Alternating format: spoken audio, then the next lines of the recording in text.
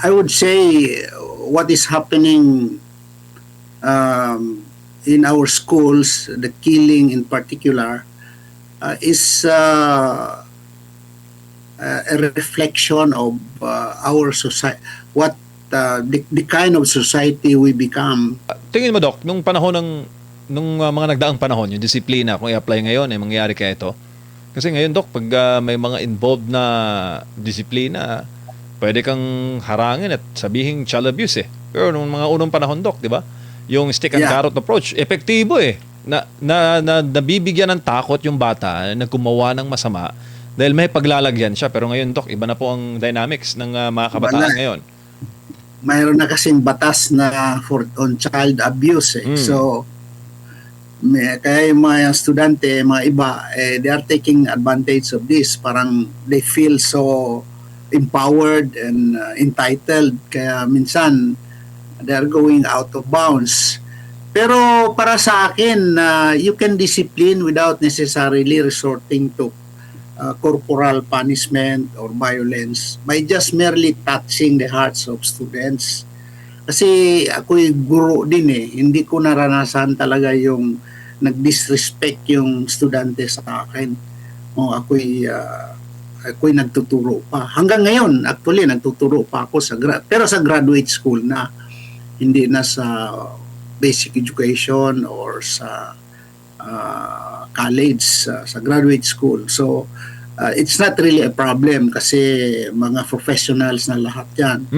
Pero para sa akin, there's no substitute by touching the hearts and minds and souls of the students rather than they respect you out of fear. There is so many ways in killing a cat, so to speak. Marami tayong dapat paraan. But I agree with you. Before, nung ako, naranasan ko talaga yung pagka hindi ko nasagot yung question ng teacher ko noon, pinatatayo ako 1 hour kung gaano katagal yung oras ng isang subject. Or sa elementary pa, kung hindi naputulan ng maayos yung fingernails, papaluin ng roller. Pero ibang usapan na ngayon. So, siguro, dapat iba na rin ang approach talaga nang sa ganun na hindi naman tayo mag-violate ng mga batas. Opo, alam ko na naging problema nyo, Doc, sa CHED. Dahil kung wala naman kayong problemang ganito sa mga college students, no, nasa higher education. Ang problema nyo dati, recruitment sa CPP, NPA, NDF. Naku, napakalaking problema niyan, Doc, lalo na sa mga state universities and college. Metro Manila, for one, Doc, dyan sa QC, yung malapit sa office mo dati. Yung malaking paaralan dyan. Naku, matindi dyan, Doc.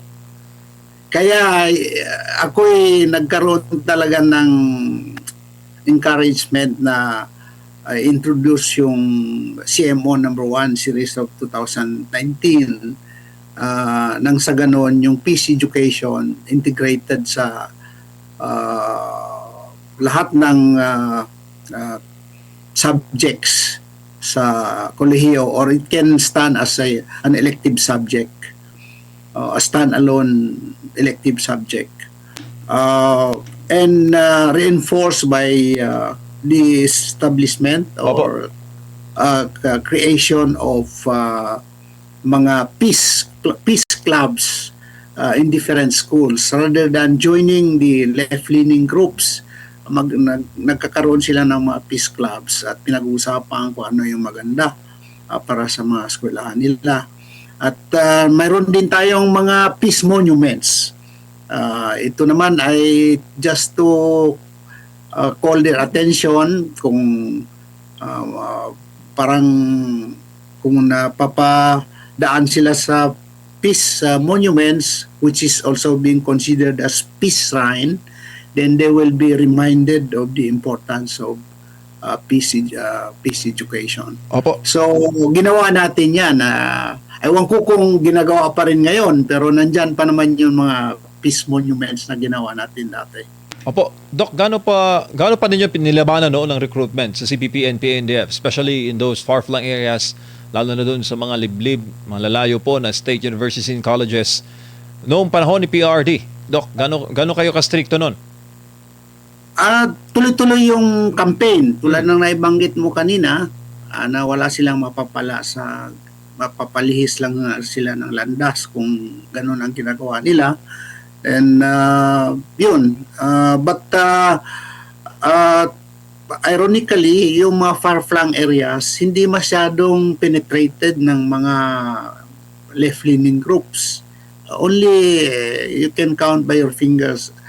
Ang mga breeding ground ay dito sa Metro Manila, like UP, PUP, and in Central Luzon, Bulacan State University, and some. The rest, mga provinces, wala ka masyadong makikitang left-leaning students or ideological students. Masunurin sila, they are law-abiding citizen, hindi taliwas ang kaisipan. So hindi katulad ng mga iba nating mga estudyante dito sa Metro Manila, iba talaga yung direksyon ng kanilang prinsipyo, which I call misplaced principle. So pero ako, I handle PUP for the longest time, almost 7 to 8 years din under sa akin bilang chairman of the governing board.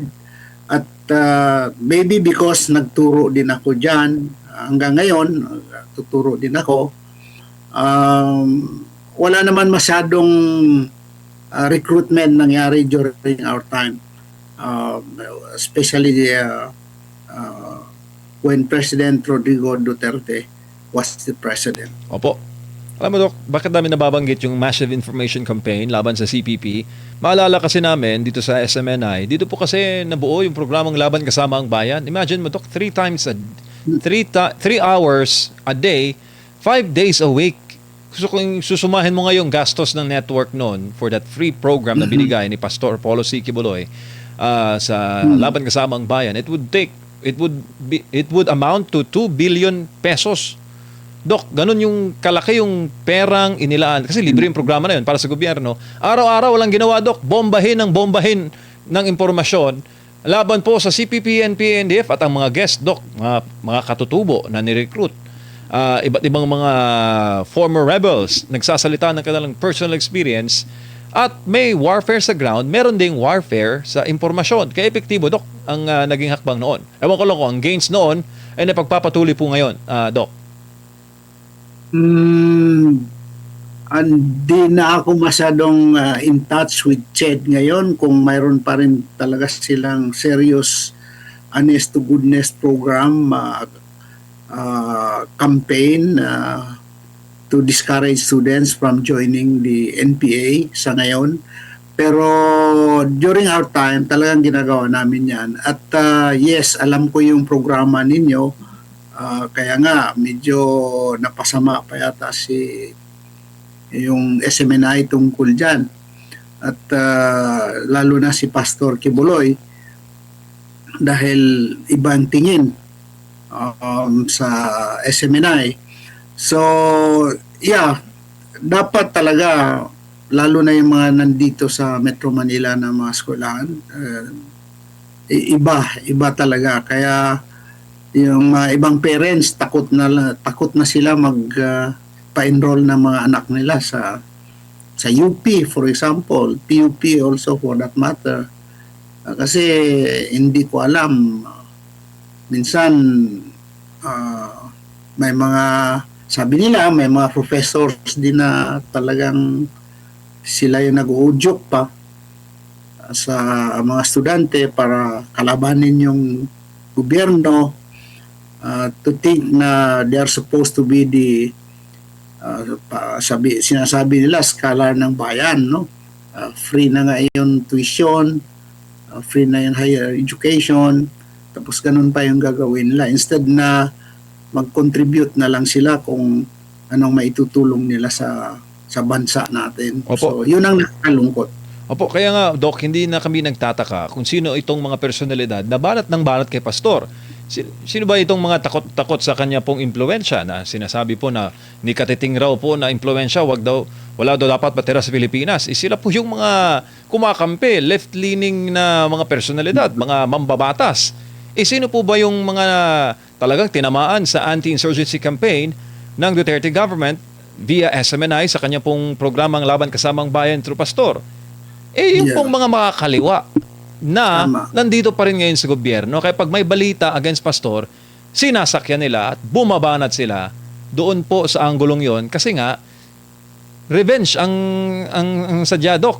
Talagang sila po ay kumbaga sa Bisaya pa, Doc, mubalos. Sila babawi. Yes. Binabawian nila ngayon si Pastor sa kahit anong mga issue na kanilang maisip, Doc. Tama ka Nakakatawa dyan. nga, Doc, Yan talaga ang problema.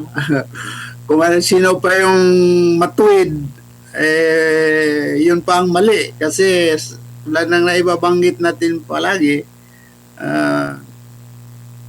the word of mouth is bend the law. Doctrine na yan, Doc. Doctrine. Bend the law, doctrine. Joke lang. Yun ang tinan mo na lang nangyari sa atin, ano? The government is busy doing the impeachment trial, but without